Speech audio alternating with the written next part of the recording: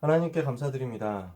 언약 잡은 하나님의 자녀들에게 새 날을 허락하시고 새로운 시작을 하게 하시며 새로운 도전을 하게 하시는 하나님께 감사드립니다. 그리스도 안에 있는 모든 비밀을 오늘 누리는 시간이 되게 하여 주옵소서. 하나님 나라의 축복을 누리는 응답의 시간이 되게 하여 주옵소서. 성삼위 하나님께서 이 시간 우리 가운데 충만케 역사하여 주시되 모든 말씀 받는 주의 자녀들에게 성령으로 충만케 하여 주옵소서.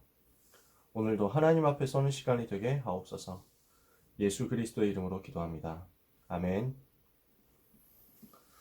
오늘 우리가 나눌 말씀이 신앙발판 10가지 중에 어느덧 8번째입니다. 신앙발판 10가지 8번째로 오늘 나눌 말씀이요. 하나님의 섭리입니다. 뭐가 있냐? 반드시 죽음이 있다라는 것입니다.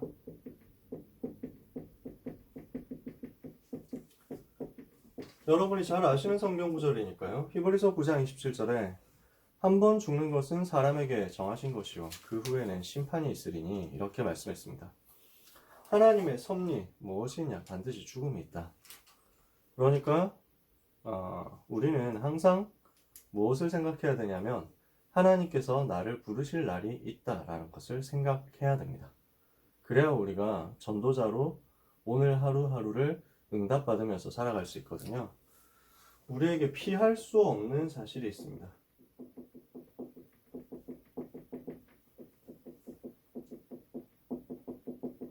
제가 요양병원 전도를 들어가 봤거든요. 노인 요양병원을 들어가 봤는데 그렇게 하면서 하나님이 알게 하신 게 있었어요. 진짜 깨달아지더라고요. 정말 새롭게 깨달아졌어요. 저는 개인적으로 할아버지 할머니하고 같이 살아본 적이 없거든요. 다 좀 멀리 계셨고 할아버지는 제가 얼굴도 못 뵀어요. 기억이 안 나요. 아마 저 태어나기 전에 돌아가셨던 것 같아요. 할아버지는. 외할아버지는 겨우 조금 기억나고 외할머니와 할머니는 조금 그래도 오래 사셨는데 멀리 있다 보니까 같이 뵙지를 못했고 거의 잘 못 뵀어요. 그러다가 두 분 다 제가 초등학생 때 돌아가셨거든요. 그래서 어르신에 대해서 개념이 좀 없었어요. 기억이 잘 없었어요. 그러니까 뭐 교회에서 물론 연세 드신 분들 뵙지만 그것도 잠깐 뵙잖아요. 가까이서 막 엄청 뵙고 막 이야기를 많이 나누고 이렇게 해본 적이 별로 없었거든요, 사실상. 근데 요양병원 가가지고 어르신들 계속 만나고 또 대화를 계속하고 위에서 기도해드리고 손도 잡아보고 이렇게 하니까 그때서야 알게 되더라고요. 늙는다는 것이 무엇인가 이걸 알게 되더라고요. 그러면서 사람은 저렇게 나이가 들어가는구나 이게 느껴졌어요. 그러면서 뭐가 또 느껴졌냐면 죽음이라는 것이 반드시 오는구나 라는 것을 느끼게 되더라고요. 우리 랩런트하고 같이 랩런트들 데리고 병원 전도를 갔거든요. 그러니까 중학교 1학년 때 병원 전도 가서 거의 중3 고1 될 때까지 우리 랩런트 한 명이 계속 그 할머니 한 분을 붙잡고 3년 넘게 기도를 해드렸어요. 근데 어느 날 가니까 안 계세요. 돌아가신 거예요. 그러니까 랩런트 입장에서도 되게 놀랐나 봐요. 언젠가는 돌아가실 건데 그분이 실제 이렇게 돌아가셨구나. 물론 요양병원 계시니까 거의 몸도 못 움직이고 입만 겨우 달싹달싹 하는 수준이었고 사실상 치매에 걸리신 분들도 굉장히 많았거든요. 그럼에도 불구하고 그래서 아마 언젠간 돌아가신다 알고 있음에도 불구하고 실제 겪으니까 굉장히 놀랍더라고요. 그러니까 뭐 전혀 아는 다른 뭐 관계도 없고 일주일에 한 번 와가지고 복음 얘기해주고 그것도 잠깐 한 10분 복음 전해주고 기도해주고 그렇게 오던 사이인데 이 랩런트가 굉장히 많이 이제 막 마음 아파하더라고요. 막 울면서 막 우리 어르신 돌아가셨다고 그러더라고요. 사람들은 너무 잊고 살아갑니다. 그런데 절대로 빠짐없이 직면하게 되는 사실이 있습니다. 모든 사람은 죽는다는 사실입니다. 모든 사람이 언젠가는 죽습니다. 이것을 우리는 너무 많이 생각 안 하고 살아갑니다. 이것을 알면 좀 많이 살아가는 게 달라지거든요. 이 죽음에 대한 답이 어느 종교에도 없습니다. 모든 종교에도 모든 종교에 죽음에 대한 답이 없습니다.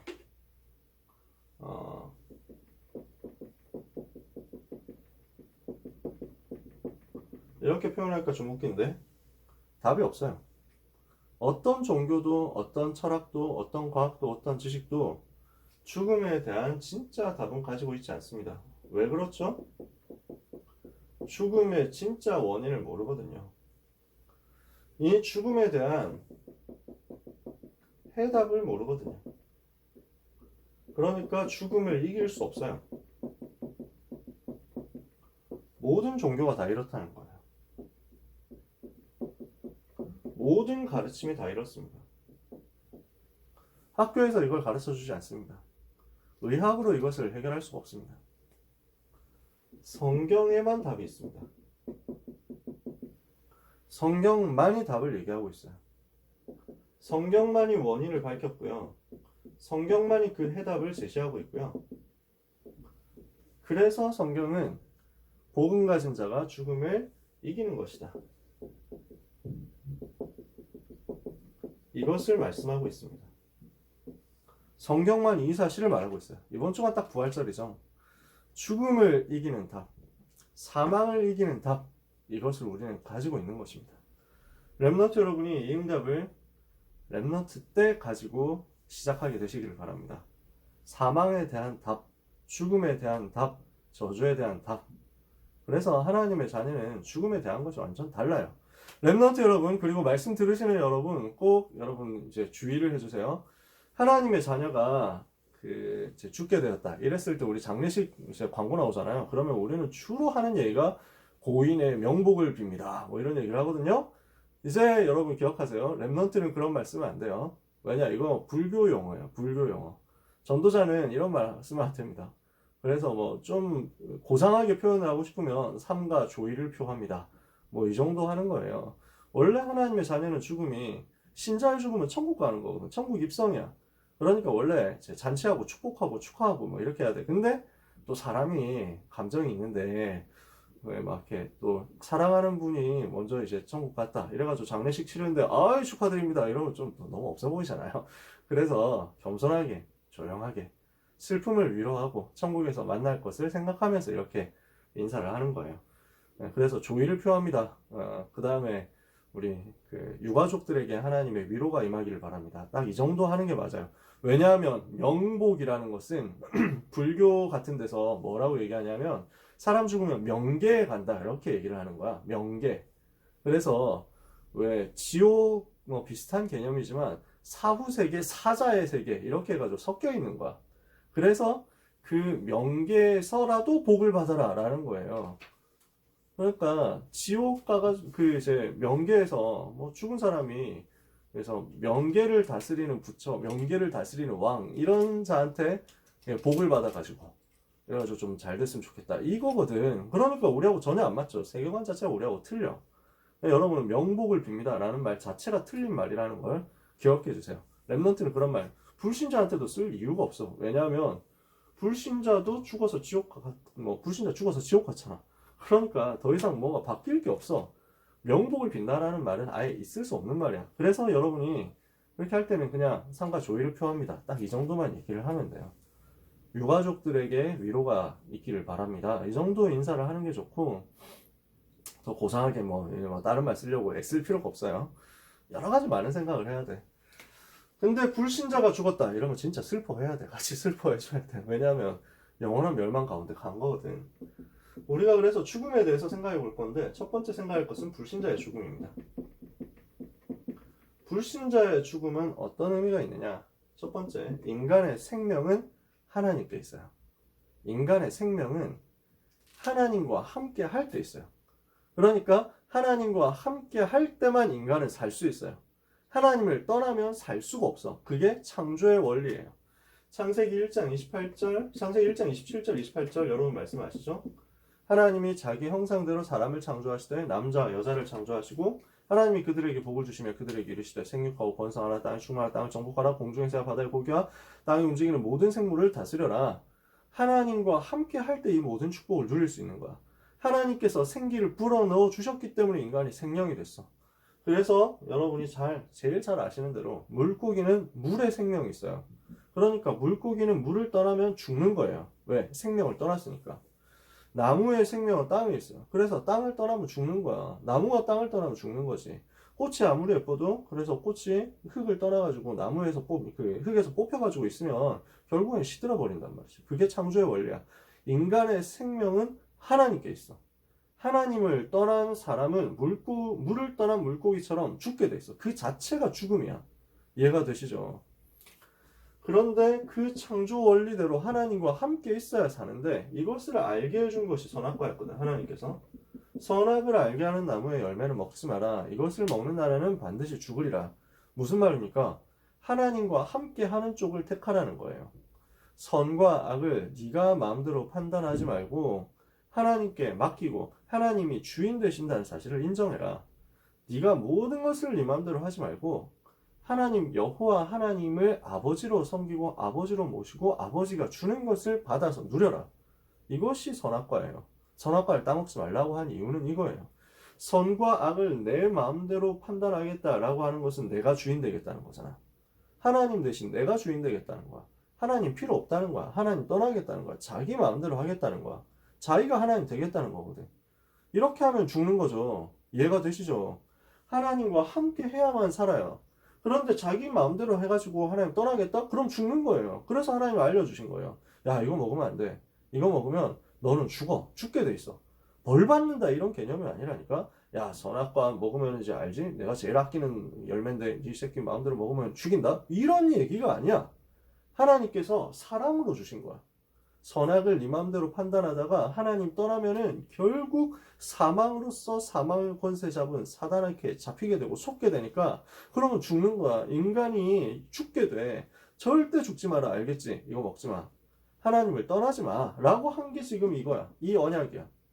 그런데 사단이 이걸 가지고 거짓말했죠. 야, 먹으면 죽는다고 했냐? 하나님이 죽는다고 그랬지? 안 죽어. 절대 안 죽어. 걱정 마.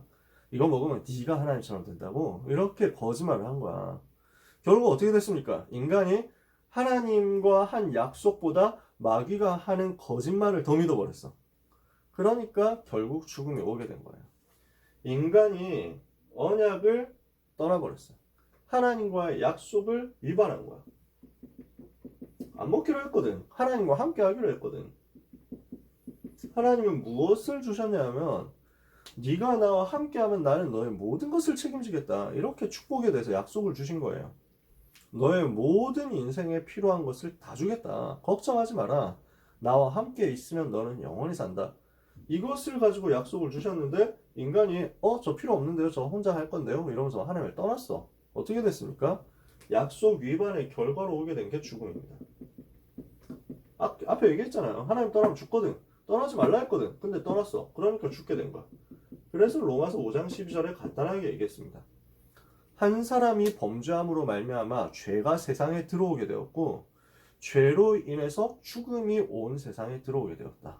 왜 그렇죠? 죄 때문에 죽음이 들어오게 된 것인데 하나님을 떠난 그것, 약속을 어긴 것, 그것이 바로 죄예요. 김영길 목사님이 아마 여러분에게 이런 말씀을 자주 해주셨을 거예요. 죄란 무엇이냐? 하마르티아라고 원어로 그렇게 돼 있어요. 관역을 벗어났다라는 것입니다. 원래 있어야 되는 그 자리를 벗어난 거야.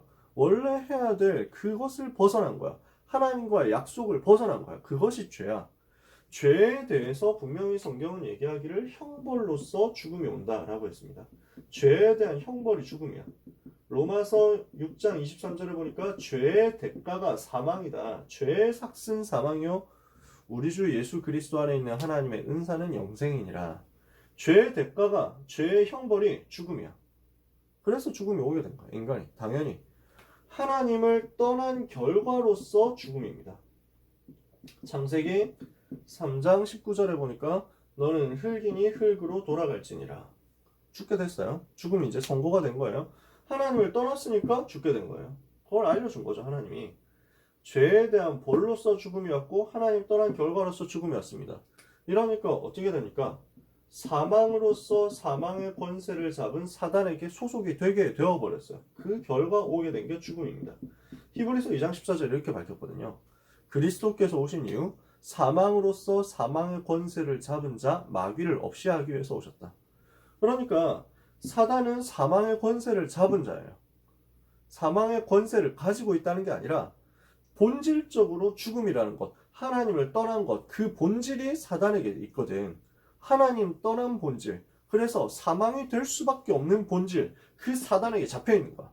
이해가 되시나요? 그러니까 죄, 하나님 떠남, 사단, 이 세 가지 근본 문제가 죽음과 다 연결되어 있는 거야. 불신자의 죽음은 그래서 하나님 떠난 이 근본 문제, 창세기 3장에서 온 근본 문제 세 가지의 결과로서 올 수밖에 없는 죽음이었어요. 이렇게 되니까 요 하나님 떠난 근본 문제, 죄의 근본 문제, 사단의 근본 문제 가운데서 태어난 인간은 영이 죽어버렸죠? 영이 죽은 인간은 살아가는 내내 죽음의 배경 속에서 살아가고 있어요. 그러니까 살아있는 척 하는데 사실은 죽은 거예요. 죽음 속에서 살아가고 있는 거야. 불신자의 생애는 이미 죽은 생애란 말이야. 그래서 에베소서 2장 1절에서 3절에 허물과 죄로 죽었다. 불신자는요. 이미 죽었어. 그냥 좀비처럼 살아가는 거야. 그냥 걸어가는데 살아있는 인생 자체가 좀비라니까. 그래서 허물과 죄로 죽었던 너희를 살리셨도다. 그때 너희가 이전에 그 가운데서 이 세상 풍속을 따르고 공중의 권세 잡은 자를 따랐으니 곧 지금 불순종의 아들들 가운데서 역사하는 영이라. 너희도 전에는 다 그와 같이 마음의 육체의 욕심을 따라 지내며 다른 이들과 같이 본질상 진노의 자녀였었다. 과거, 현재, 미래 문제 가운데 완전 사로잡혀서 죽음 가운데 살아가고 있었어. 안 죽고 숨만 쉬고 있는 거지, 심장만 뛰고 있는 거지, 사실은 죽은 거야. 그리고 반드시 죽음이 오게 돼. 죽은 채로 살다가 지옥 배경 속에서 살다가 죽어서 지옥 가는 거야. 모든 사람은 이 죽음을 피할 수 없고요. 그 후에 심판을 피할 수 없습니다. 반드시 죽음이 오고 그 이후에는 심판이 옵니다. 그게 오늘 우리가 읽은 본문이에요. 히브리서 9장 27절. 한 번 죽는 것은 사람에게 정하신 것이요 그 후에는 심판이 있으리니. 그럼 어떻습니까, 여러분? 불신자의 죽음에 대해서 쭉 살펴봤습니다. 뭐예요? 운명 사주팔자 결과로서의 죽음입니다. 형벌로서의 죽음입니다. 죄로 인한 벌로서의 죽음. 하나님 떠난 결과로서의 죽음. 마귀에게 속한 그 사실을 보여주는 것이 죽음. 이렇게 해서 불신자는 죽습니다. 운명 사주팔자 속에서 죽습니다. 그런데 있죠, 우리의 죽음은 이거하고 달라요. 신자의 죽음은 완전 달라요. 색깔이 달라. 내용이 달라. 왜 그렇죠? 이렇게 죽음의 운명에 빠진 자를 살리시기 위해서 그리스도께서 오셨어요. 그분이 우리 대신 죽으심으로써 우리를 죽음에서 구해내셨어요. 이해가 되십니까?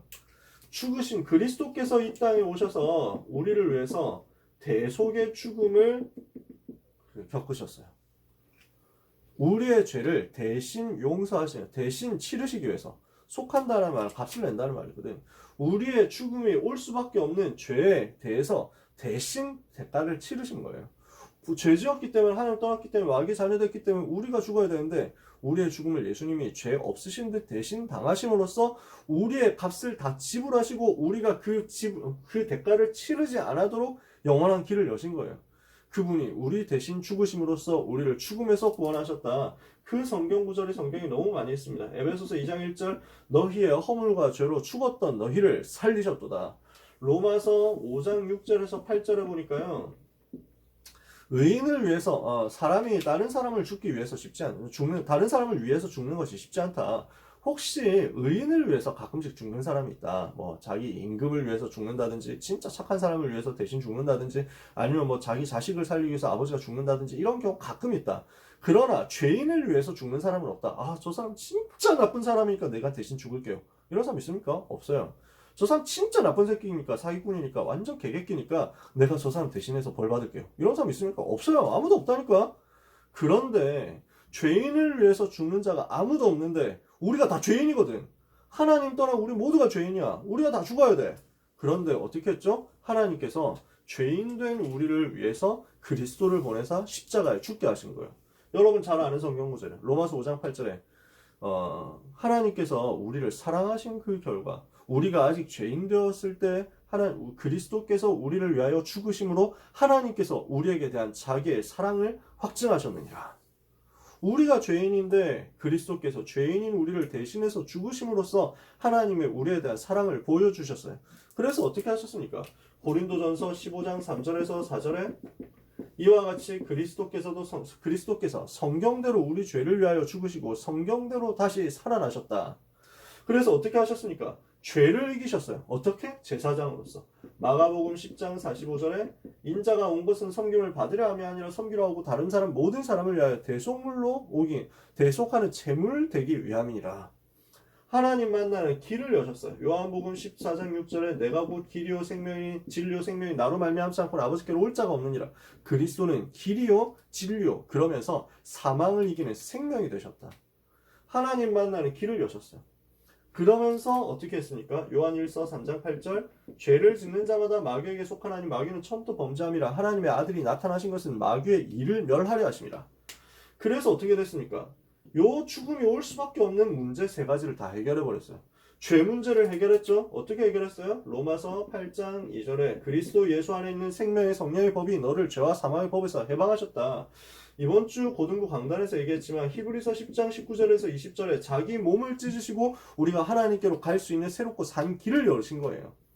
그래서 아까 전에도 잠깐 얘기했지만요. 히브리서 2장 14절에 사망으로서 사망의 권세를 잡은 자 마귀를 없애버리셨다. 마귀의 권세를 꺾어버리셨다 이 말이에요. 그러니까 이로써 그리스도는 죽음이 올 수밖에 없게 된 원인 세 가지를 단번에 십자가에서 해결해버렸어요. 그래서 여러분 황상배 담임 목사님께서 축도하실 때 그렇게 해주잖아요. 우리 인생의 모든 문제를 십자가에서 단번에 해결하신 주 예수 그리스도의 은혜와 그죠? 이거예요. 그래서 요한복음 19장 30절에 그리스도는 다 이루신 거예요. 그 다 이루신 문제 중에 죽음의 문제도 들어있는 거야. 여러분 기억하시기 바랍니다. 그리스도는 우리를 죽음에서 해방하신 모든 문제 해결자시다. 이 사실을 믿으시기를 예수 그리스도 이름으로 축복합니다. 죽음을 이기셨어요. 모든 문제 해결하셨어요. 그 증거로 부활하셨어요. 지금 성경 구절이 너무 많은데 칠판에 다 쓸 공간이 없다. 지금. 요한복음 11장 25절 26절에 나는 부활이요 생명이니 나를 믿는 자는 죽어도 살겠고 무릇 살아서 나를 믿는 자는 영원히 죽지 아니하리라. 예수 그리스도는 부활이며 생명입니다. 그리스도를 믿는 자는 다시 부활할 것이다. 그리스도 믿는 자는 죽어도 다시 살게 될 것이다. 나를 믿는 자는 죽어도 살 것이요 살아서 나를 믿는 자는 영원히 죽지 아니하리라. 저는 이 말이 무슨 말인가 초등학교 때 잘 몰랐거든요. 이 구절은 잘 외웠는데 초등학생 때 이 구절이 뭘 말하는지 몰랐어. 아빠가 나한테 질문하는 거야. 야 남현아 이 구절이 무슨 말인지 알겠노? 뭐 이래가지고 알겠나? 이래서 알겠나? 아 사투리 안 쓴 지 너무 오래돼가지고 알겠나? 이래가지고 그러시는 거예요. 그래갖고 뭐 예수님 영접했으냐? 그 예수 믿으면은 그 영생 얻었다는 그 말 아닌가요? 그러니까 그 정도 말이 아니라는 거야. 실제로 부활한다는 거야. 우리 하나님의 자녀는 예수 믿는 그 순간 죽음에서 생명으로 다시 살아났죠. 신분이 바뀌었어요. 그리고 실제 죽었다가 다시 부활하게 될 것이다. 그리고 살아서 나를 믿는 자는 영원히 죽지 아니하리라 라는 말이 무슨 말이냐면 그냥 영생 얻었다 그 정도가 아니라 예수님 재림하실 때 예수님 믿고 있는 사람, 예수님이 재림하시는 그때 예수님의 재림을 맞이하는 사람은 안 죽습니다. 죽지 않고 그대로 들림을 받아서 하늘나라 가게 돼요. 하나님과 함께 하게 돼요. 영원히 주님과 함께 누리게 됩니다. 그래서 여기에 대한 증거를 보여주시려고 구약 성경에 보면 두 사람이 안 죽었어요. 죽음을 겪지 않고 하나님께로 올라간 사람이 딱 두 명 있어. 누군지 아십니까? 에녹이랑 엘리야야.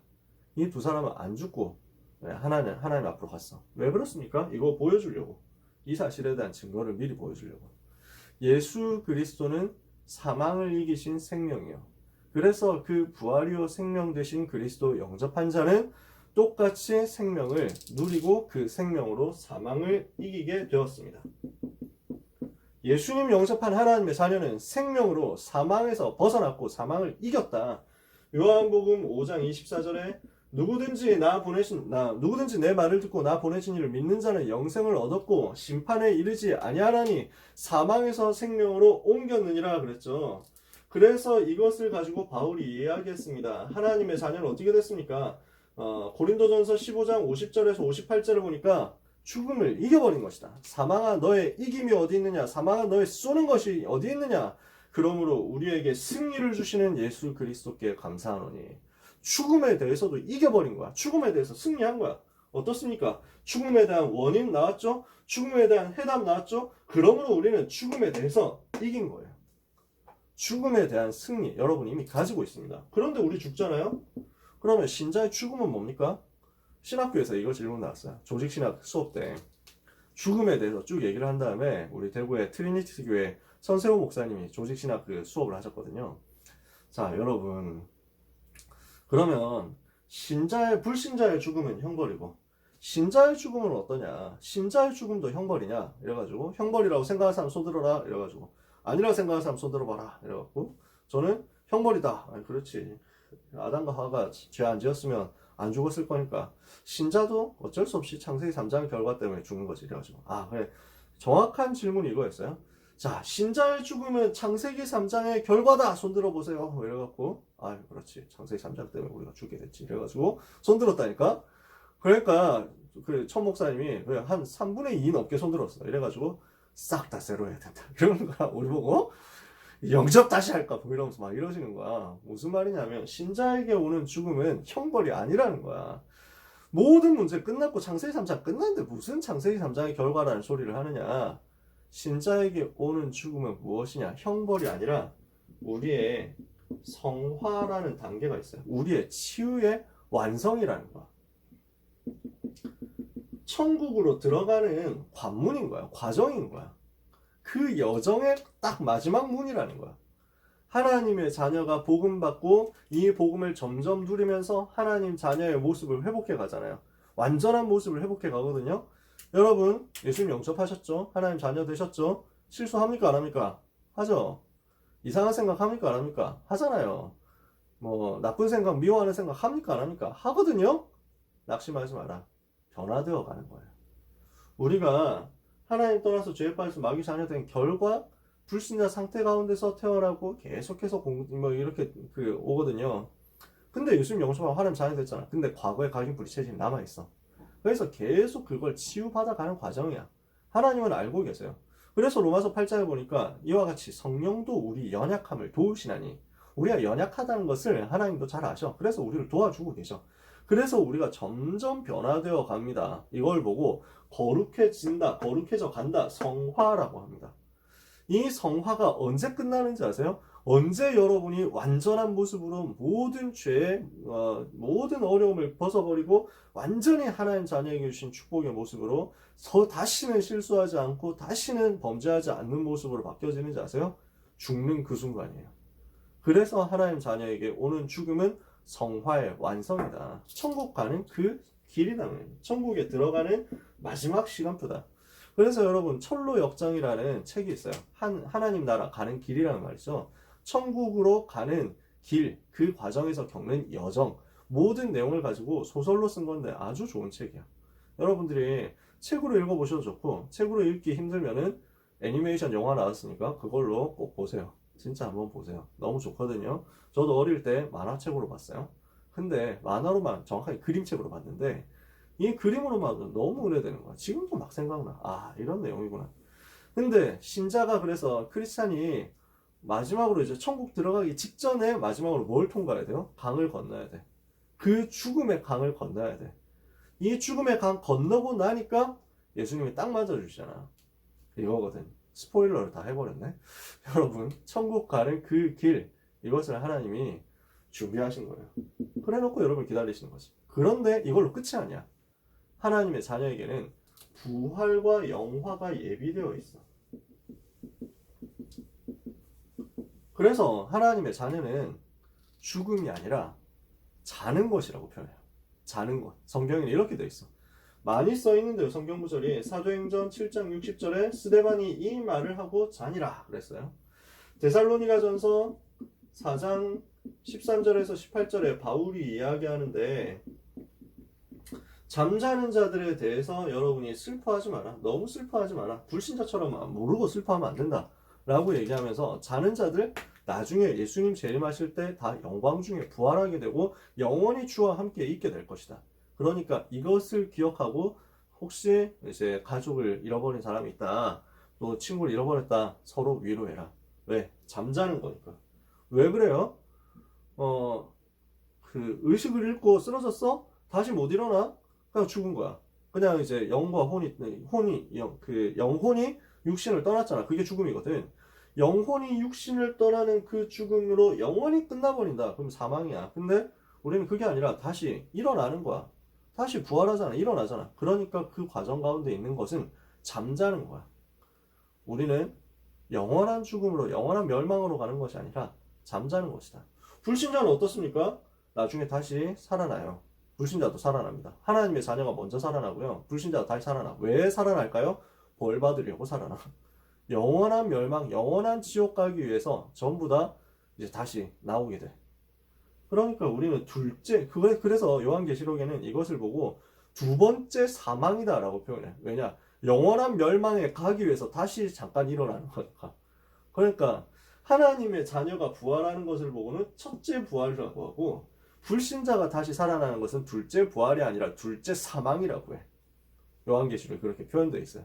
여러분은 둘째 사망에 속한 사람이 아니라, 둘째 사망할 그 라인에 속한 사람이 아니라 영원한 생명 얻었기 때문에 그 부활에 속한 하나님의 자녀임을 알고 믿고 누리게 되시기를 축복합니다.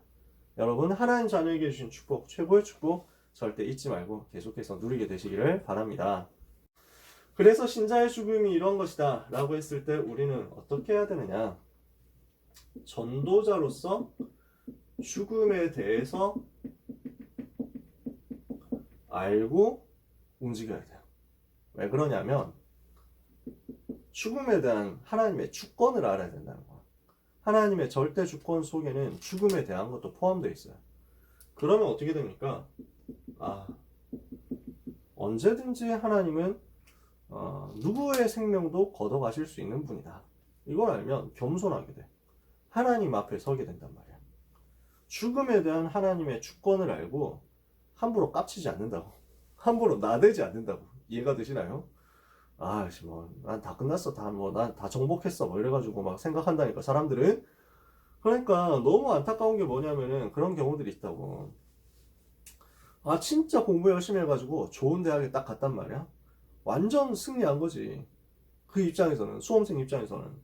그래서 좋은 대학, 명문대학, 진짜 사람들이 부러워하는 그 대학에 딱 갔어. 그랬는데 그래가지고 입학 신입생 환영회 이거 할 때 사발식 옛날에 그런 거 많이 했거든. 술 엄청 먹은 거야. 그러고 너무 과하게 먹어가지고 그냥 죽어버렸어. 허무하지. 사람들 모른다니까. 내가 완전 성공했구나 이렇게 해가지고 다 필요 없다, 끝장났어, 막 다 뒤졌어, 이렇게 한다고 불신자들. 근데 그 생명을 하나님이 그날 밤에 걷어가시면 어떻게 되겠어요? 그래서 예수님이 얘기하신 거예요. 비유로 딱 얘기했다니까. 어떤 사람이 평생 뼈 빠지게 노력해가지고 돈을 어마어마하게 벌었어. 그때까지 엄청 아끼고 엄청 구두쇠처럼 절약하고 완전 이렇게 해가지고 막 엄청난 부를 축적을 한 거야. 이렇게 해서 그 어마어마한 돈을 창고에 다 저장을 하도록 창고를 멋있게 지어놓고 완벽하게 이제 보안 시스템 총가동해가지고 이제는 끝났다. 이제 내일부터는 지금까지 고생했으니까, 지금까지 돈 버느라고 고생하고, 지금까지 이렇게 노력하고, 입고 싶은 것도 못 입고, 먹고 싶은 것도 못 먹고, 잠자고 싶은 것도 안 자고, 이렇게 해가지고, 진짜 고생 해가지고, 이렇게 돈 많이 벌었으니까, 내일부터는 실컷 쓰면서 즐겁게 살아야지. 내일부터는 쾌락이다. 이러면서 막 했다. 근데 하나님이 그날 밤에 그 생명을 불러가시는 거야. 소용이 있습니까? 허무하잖아요. 인간은 하나님 앞에서 아무것도 아니에요. 이것을 알면 겸손해질 수밖에 없어. 마태복음 10장 28절에 그래서 예수님이 얘기한 거예요. 사람이 할 수 있는 건 겨우 몸을 죽이는 것까지밖에 못해.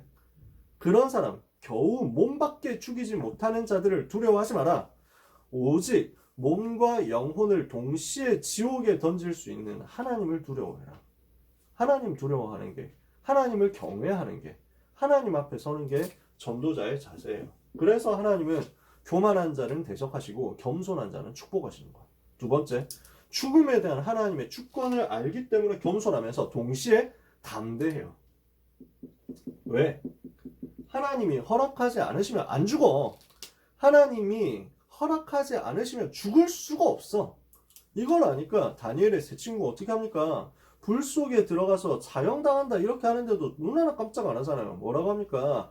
왕이여, 이 일에 대해서 우리가 두말할 필요가 없습니다. 임금님이 아무리 우리를 위협하고 우리를 유혹하고 한다고 해도 우리는 생각 바꿀 일이 전혀 없으니까 헛된 노력 중단하십시오. 우상 한 번만 섬겨라. 절 한 번만 하면 된다. 그런 말 안 하셔도 됩니다. 괜히 임금님 입만 아프고 성대에 무리만 가니까 더 이상 말하지 마십시오. 요 말이에요. 두말할 필요가 없습니다. 왜 그렇죠?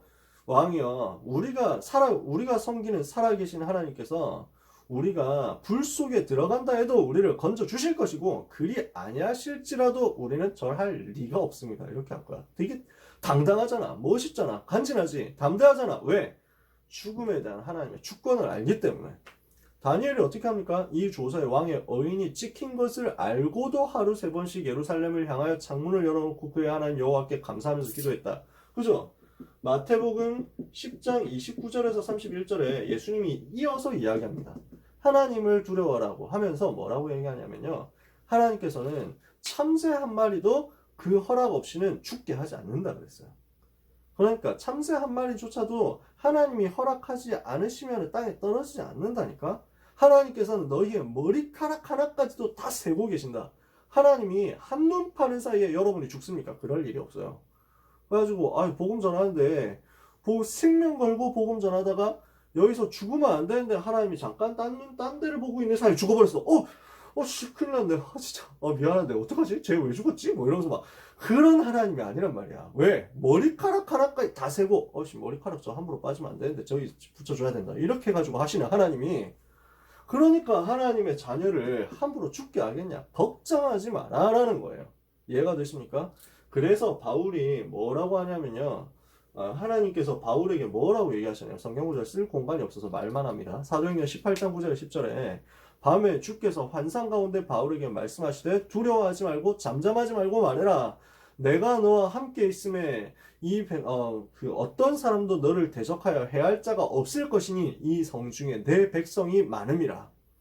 우리가 복음 전해야 될 현장이 있고 우리를 통해서 복음 받아야 될 대상자가 아직 남아있는 한 여러분은 죽을 수가 없습니다. 죽지 않아요. 죽어도 다시 살아요. 그게 하나님의 자녀야. 이해가 되시나요? 우리가 언제 죽어요? 내가 복음 전할 마지막 대상자가 나를 통해서 복음 받은 그때 우리는 하나님 앞에 훌훌 털고 갈 수 있습니다. 바울은 빌립보서 1장에 얘기합니다. 나는 사실은 빨리 하나님 앞에 가고 싶어. 나는 사실 빨리 천국 가고 싶어. 근데 아직 나한테 복음 들을 사람이 있기 때문에 내가 아직 너희 가운데 함께 거하는 거야. 하나님께서 나를 남겨두신 이유가 그거야. 그래서 나는 복음 전할 수밖에 없어. 바울의 고백입니다. 우리의 고백이에요. 죽음을 아는 전도자는 그래서 세월을 아낍니다. 우리에게 주어진 시간표를 알고 세월을 계산을 하면서 낭비하지 않아요. 시편 90편 10절에서 12절에 보니까 하나님의 사람 모세가 이렇게 고백합니다. 인생의 연수가 70이요 강건하면 80이어도 그 신속기간이 우리가 날아가나이다. 이렇게 하면서 수고와 슬픔뿐이요 신속기간이 우리가 날아가나이다.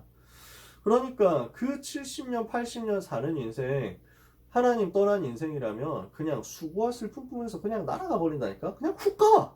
진짜 여러분 나이 드신 분들은 아실 겁니다. 세월이 이렇게 빨리 간다는 사실.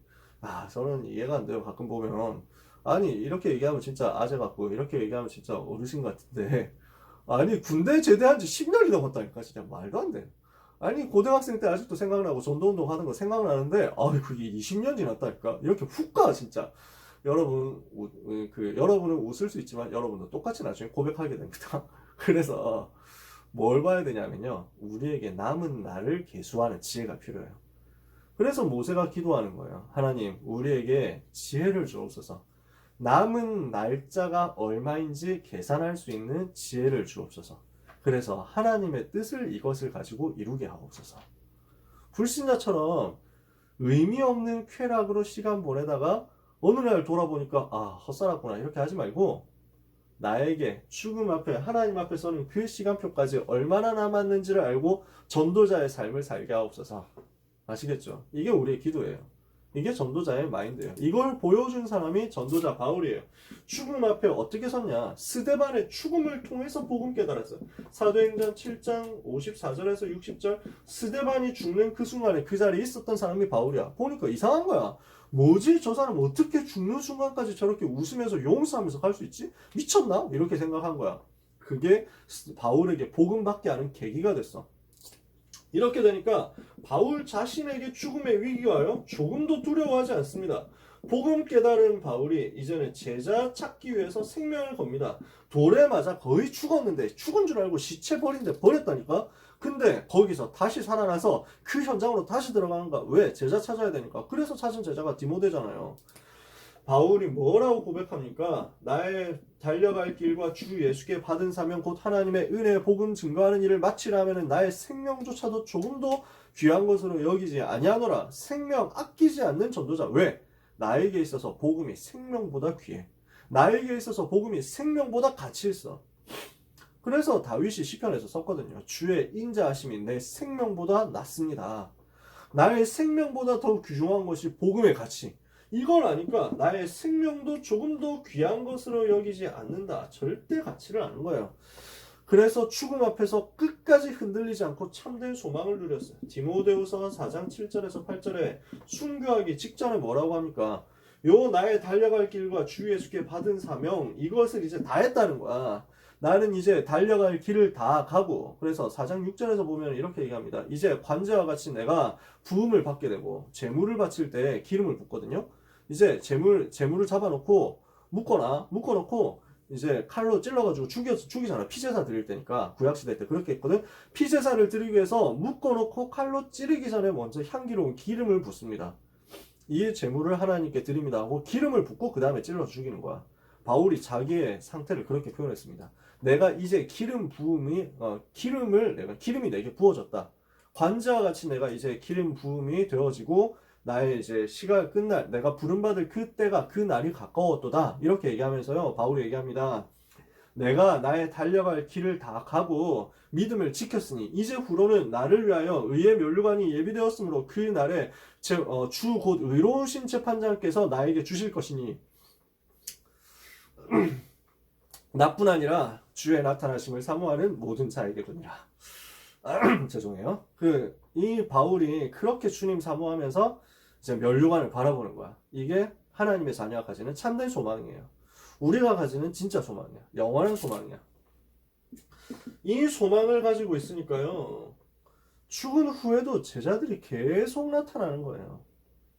바울은 순교하고 AD 67년에 순교했는데 이 바울이 전한 복음이 없어지지 않았어. 이 복음이 무너지지 않았어. 이 복음이 사라지지 않았어. 바울이 죽었는데 그 이후에 일어난 제자들이 더 많아. 그렇게 해가지고 이 제자들이 또 자기의 생명을 들여가지고 또 목숨을 걸어가지고 또 순교해. 그런데 그 이후에 더 제자들이 나타나는 거야. 그래서 히브리서 11장 4절에 보면요. 이렇게 얘기합니다. 죽음으로써 오히려 말하느니라. 아벨이 그런 사람이었거든. 바울도 그런 사람이었어.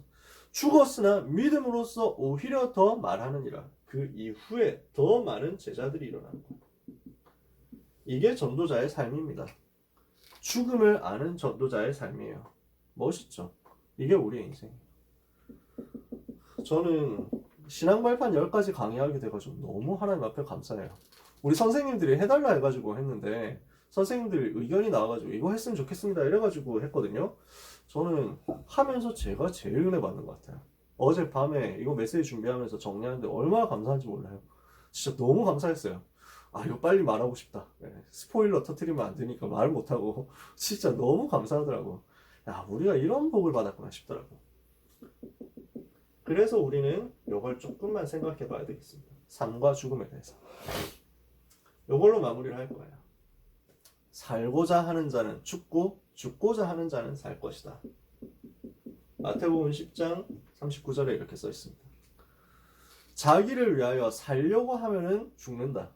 그런데 복음을 위해서 죽고자 하는 자는 산다. 영원히 살 것이다. 그래서 비겁해지면 안 돼. 우리는 복음을 위해서 살고 필요하다면 복음을 위해서 죽을 수 있어.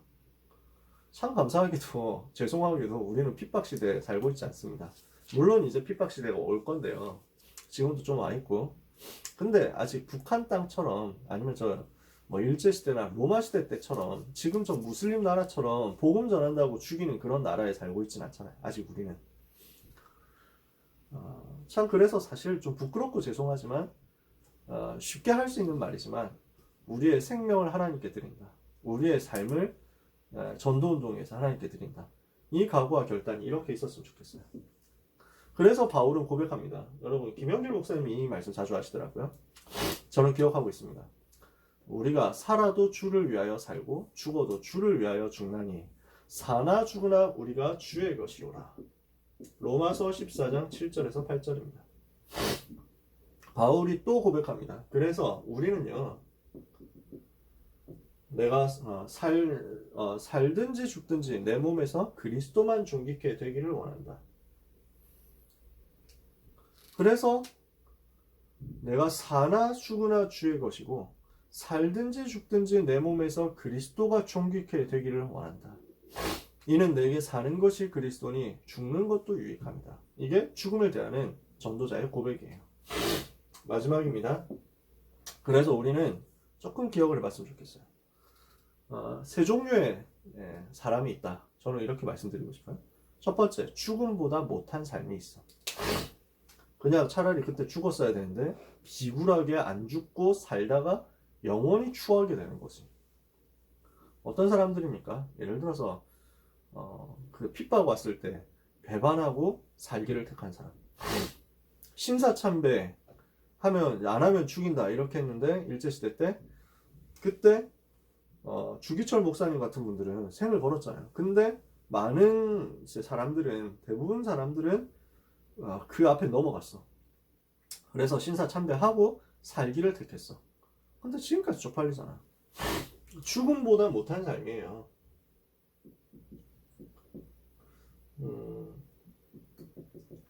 가치인데 어떤 경우에는 삶보다 가치 있는 죽음이 반대로 있어요.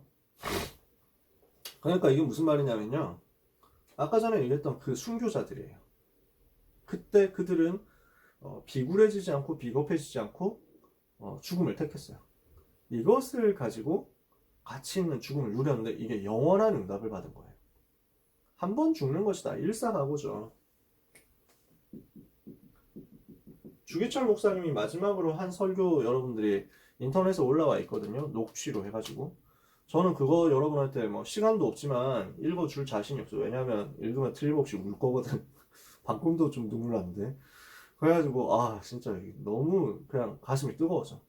이걸 안 울고 제정신으로 막 이렇게 낭송할 수 있다. 이거 참 그 멘탈이 엄청 강한 거야. 그래가지고 진짜 복음을 이렇게 사랑하고 복음 때문에 생을 걸었구나. 한 번 죽는 것이다. 그래서 그 죽음 앞에 비겁해지지 않겠다. 내가 만약에 지금이 언젠가는 죽어야 된다면 지금 복음을 말하고 죽어야 되겠구나. 이걸 아는 사람이 스데반이었다니까. 성경 속 전도자들이었다니까. 근데 한 가지가 더 있어요. 죽지 않고 살아야 할 이유 있는 하루하루의 삶이 있어. 바울이 사도행전 17장에서는 피했어요. 피신했어. 유대인들이 바울을 죽이려고 막 달려들었거든. 그때 바울이 도망쳤어. 왜냐? 제자 세웠어. 이미 제자 세웠어. 야손이라는 핵심 멤버 나왔어. 생명건 제자 나왔기 때문에 거기서 더 무리할 필요 없어. 이제 또 복음 전하러 가야 된다. 다음 현장으로 가는 거야. 이유가 있기 때문에 사는 거예요.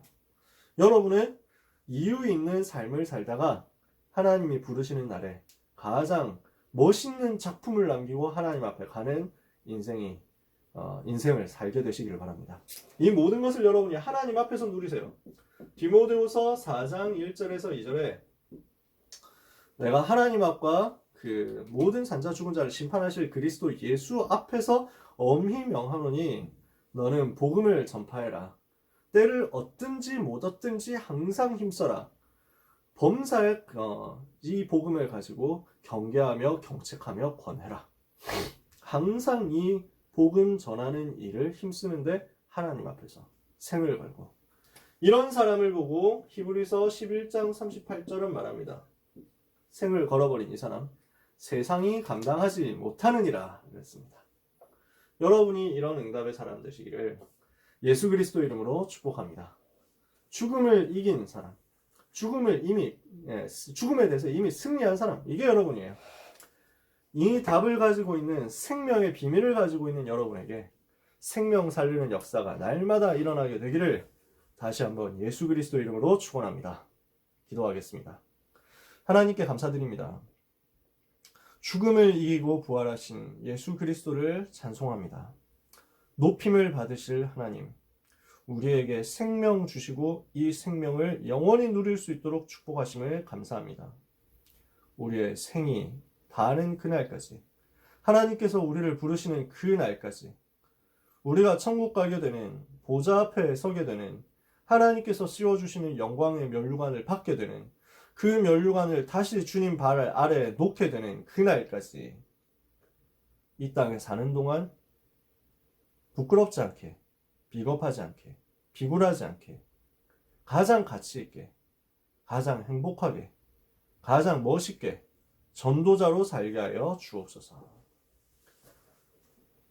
우리를 살게 하시고 우리를 하나님의 정하신 완벽한 시간표에 불러주사 천국에서 영화롭게 누리게 하실, 그래서 마침내 최고의 영광을 받으시며 또한 재림하실 때 잠자는 자들을 일으키시고 그래서 영원히 주와 함께 있게 하실 지혜로우신 하나님을 찬양하며 영광을 돌립니다. 우리 모든 렘넌트들에게, 전도자들에게 그 하나님을 사모하며 그 하나님 뵙는 그날을 사모하며 달려갈 길을 힘있게 달려갈 수 있는 날마다의 새 힘을 허락하여 주시옵소서. 마귀가 무릎 꿇을 수밖에 없는 역사가 이 비밀을 가진 전도자에게 있게 하여 주옵소서. 예수 그리스도 이름으로 축복하며 감사하며 기도합니다. 아멘.